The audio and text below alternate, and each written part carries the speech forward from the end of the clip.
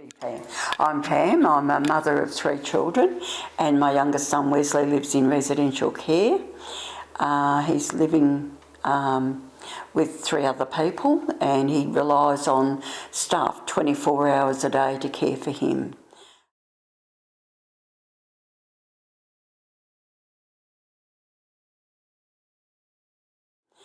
He's non-verbal. I rely on other people to communicate with me because he's not able to do that.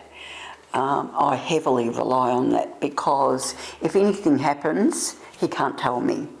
Quite often when I go and visit him, I look at his hands, I look at him and I think, I can see if he's stressed because, you know, I remember when he used to be stressed, he'd be biting his hands and you could see there was the biting marks on his hands and you think he's really stressed.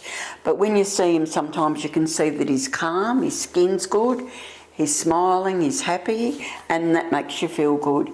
But you really rely on staff to be able to communicate with you how his day's been. And I think quite often things get missed and people forget to tell you things, and then all of a sudden you discover things have happened and you think, I should have been told at the get-go rather than now. And sometimes, it's really important that people communicate with you because they are his voice.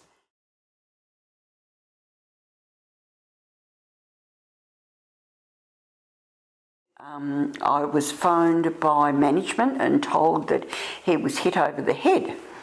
And I thought, what does that mean? You know, does that mean he was tapped, he was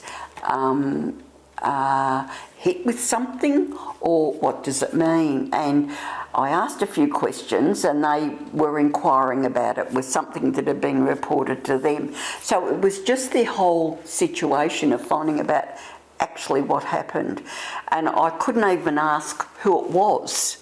The question I asked was it someone that was known to Wes really well? So I'm thinking why I'm asking that, is that someone that's worked with him a lot, or is it someone that's just got to know him? You know, and my reason for asking that, if it's someone that knows him really well, they should know better. If it's someone that's just getting to know him, they need training. You know, so, you know, they're the things you're sort of weighing up in your mind. And that lack of communication, and then when you're told, you can't really get told the outcome. They say they're going to ring you back, but they don't. And so you ring and you find out, and you wonder if that person's been stood down, and it's really hard because yourself, on one hand, you don't want someone to lose their job, but then you're thinking if they're not the right person, maybe they're not working in the right area, maybe they shouldn't be doing what they're doing. And you rely on people out there to understand that and get it right and not have the wrong people working there. So a lot of trust is involved.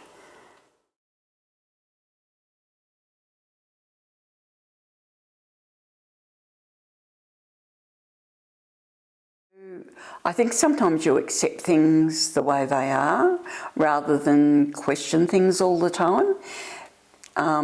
Sometimes you think that if you question things all the time, that could have an impact on people accepting Wesley as he is and looking after him the way you want them to look after him. You are very dependent on other people getting it right.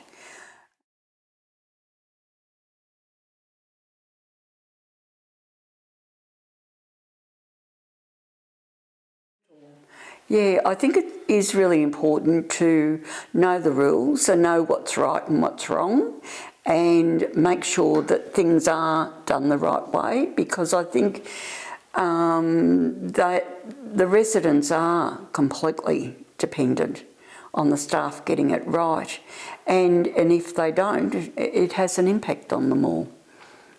Makes it really difficult, and it makes it hard when Wes doesn't have a voice because he can't tell you. And you're reliant on staff to communicate with you if they have any issues. And quite often, you know, things get overlooked and you don't know. You find out the hard way.